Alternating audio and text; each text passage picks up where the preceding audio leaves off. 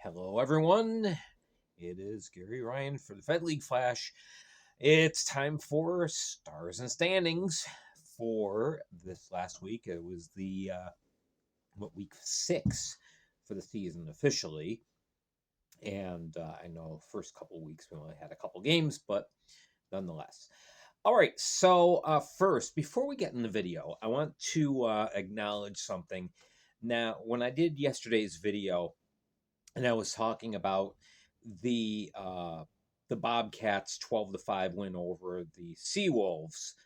I mentioned Travis Ridgen giving up 12 goals, and the problem occurred here because I was at the Binghamton Carolina game. I was physically there. And so, with the other three games, I had to rely on the box score because I'm not going to go to a game and watch my phone, especially with pucks flying around all over the place. Common sense. But anyway, the problem is, of course, the stats were wrong. And there was a point in the game when Ridgen was pulled. Joe Shepard was reinserted into the Seawolves lineup. He gives up 4 goals, so Ridgen comes back in. So, yeah, Ridgen did not surrender 12 goals, and stats were wrong. And so I relayed incorrect information, and I apologize for that. And this is one of my big frustrations. I love doing these videos, and I love getting the information and giving it to you guys in a concise form. But unfortunately, the league is not the best at communication. And so, yeah, you end up with incorrect stats, wrong person given credit for a goal, or in the case last night, the wrong person credited for giving up goals that he did not give up. So again, I want to apologize for that, and yeah. It's much easier when I'm here at home and I'm able to watch the games on YouTube and refer to everything and see everything myself. So again, I apologize for that. For you who are fans of Travis Ridgen, no, I'm not going off on him or anything like that. So, all right, on to easier things because this is correct. Okay, looking at the standings, this is up to date, and now other frustration. I hate the way that the Fed, the federalhockey.com, laid out the standings and all these different columns, regulation wins, overtime wins, shootout wins. Just give me the wins. And you can mark regulation wins. It's too complicated. So I simplified things. All right.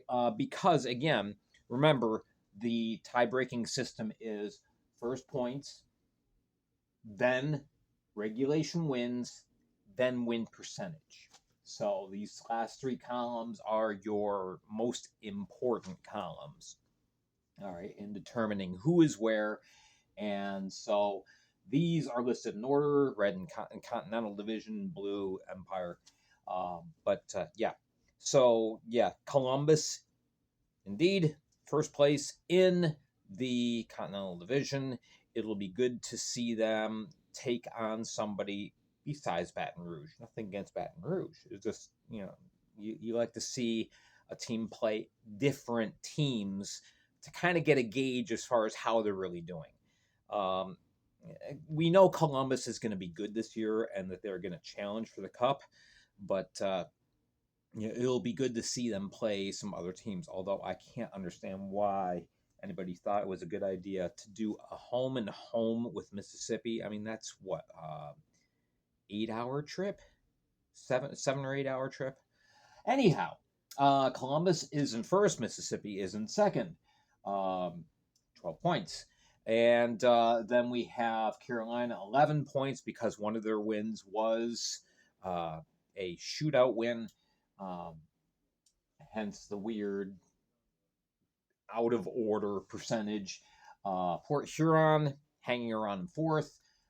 Blue Ridge is currently fifth, and Baton Rouge 161. It'll be good to see them take on some other teams as well. All right, in the Empire Division, Binghamton Motor City, well, they're just chugging along.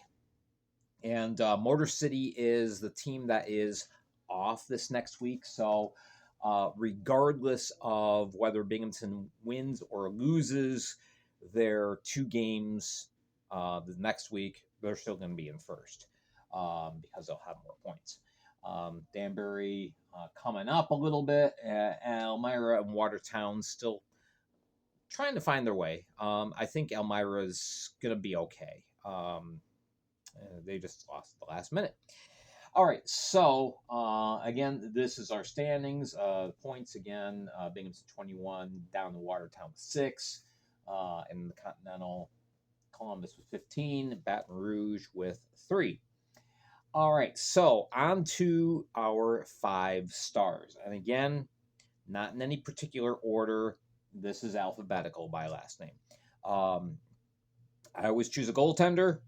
You're going to see a goaltender on there, but I think Trevor Babin is well deserving of a star. He comes within 10 seconds of a shutout on Friday night, and then Saturday night, his team's down 2-0. He bars the door, stops the rest of the shots, gets in a scrap in the last minute. Typical Babin stuff. But he had himself an excellent weekend, stopping 66 of 69. And again, coming within moments of a shutout. All right. There's a whole bunch of players I could have listed on here that I didn't. It was tough choosing my final 5. Now, I gave Justin Daly from the Blue Ridge Bobcats one of my stars this week. 3 goals, 3 assists. And this is from a guy who hasn't really played organized hockey in the last 3 years or last 2.5 years. The Bobcats said, we'll take a chance on him, and looks like that paid off.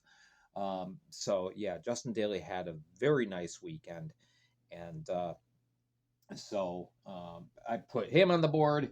2 Bobcats on the board this week, which normally I try to have 5 different players from 5 different teams, but this is who I chose. Okay, Justin McDonald, not a surprise, one of the big scorers this last weekend. 3 goals, 5 assists in 3 games against the Zydeco this last weekend. So he's already climbing up the scoring charts. Joakim Nilsson, wow, 5 goals, 2 assists. Obviously, boy, what a team Mississippi has. They have Liriakos, they got Koch, they've got Nilsson. That offensive machine is humming. But Nilsson, he had himself a game-winning goal, one of those goals. And again, 5 goals, that's fantastic. So he's on my list. And Kyle Stevens, the old veteran, he's not old. He's younger than me. But anyway, Stevens has been around for quite a while. But he had himself a very nice weekend as well. 4 goals in Saturday's game, but also had a goal and an assist in the Friday night contest as well. So, 5 goals, 1 assist. And there's other players. Like I said, I could have listed Liriakos. I could have listed Newberg. I could have listed Zinchenko. The last 2 that I just mentioned, they both had hat tricks this last weekend. Fantastic weekend of action, and looking forward to this next weekend. We got a full slate of games, as full as it can be. When you're in an 11-team league, you got 10 teams in action. So again, Motor City taking a little bit of a rest, and everybody else will be involved Friday and Saturday. All right, so that is it. Thank you again for tuning in. Tune in to the Spotify podcast later on today, as I will do my third week of power rankings. And yeah, there's a little bit of movement up and down the board by different teams.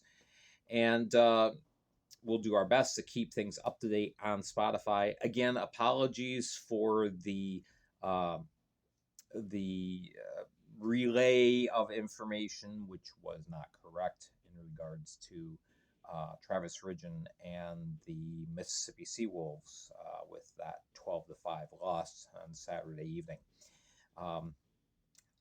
Try to do better. That's all I can do.